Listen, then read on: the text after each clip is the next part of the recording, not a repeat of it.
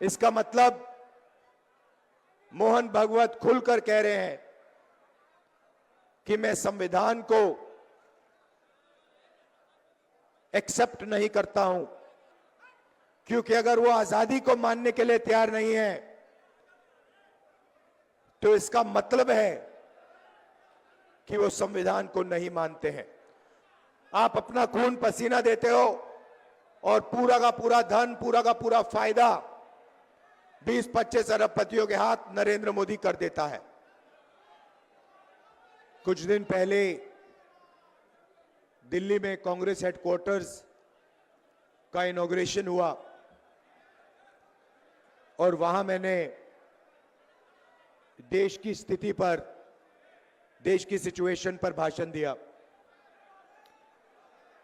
और वहां मैंने कहा कि कांग्रेस पार्टी ने देश की जनता के साथ मिलकर देश को ये संविधान दिया है और हमारा काम इस संविधान की रक्षा करने का है। हर कांग्रेस पार्टी के कार्यकर्ता का काम इस संविधान की रक्षा करने का है। मोहन भागवत जी कहते हैं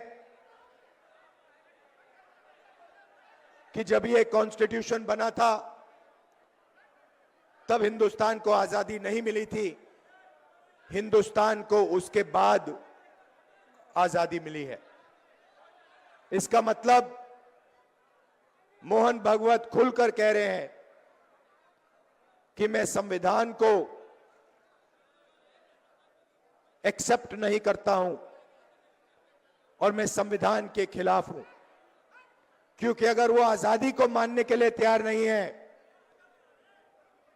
तो इसका मतलब है कि वो संविधान को नहीं मानते हैं।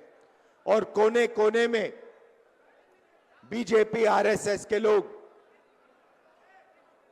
संविधान को खत्म करने में लगे हैं, हिंदुस्तान की गरीब जनता को कुचलने में लगे हुए हैं। देश का पूरा धन 20-25 अरबपतियों के हाथ जा रहा है। बिहार को देश की लेबर फैक्ट्री बना दी है। आप मेहनत करते हो, आप काम करते हो, आप जीएसटी देते हो, आप अपना खून पसीना देते हो और पूरा का पूरा धन, पूरा का पूरा फायदा 20-25 अरबपतियों के हाथ नरेंद्र मोदी कर देता है। संविधान की रक्षा सिर्फ कांग्रेस पार्टी का कार्यकर्ता कर सकता है। और मैं आपको एक और बात बोलना चाहता हूं कि यह विचारधारा की लड़ाई है और दो विचारधाराओं के बीच में लड़ाई है, यह भूलिए मत।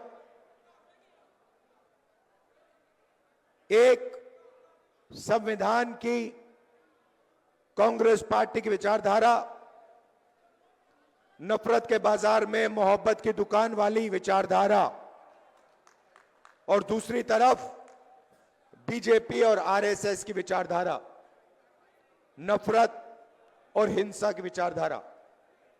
इन दोनों के बीच में लड़ाई चल रही है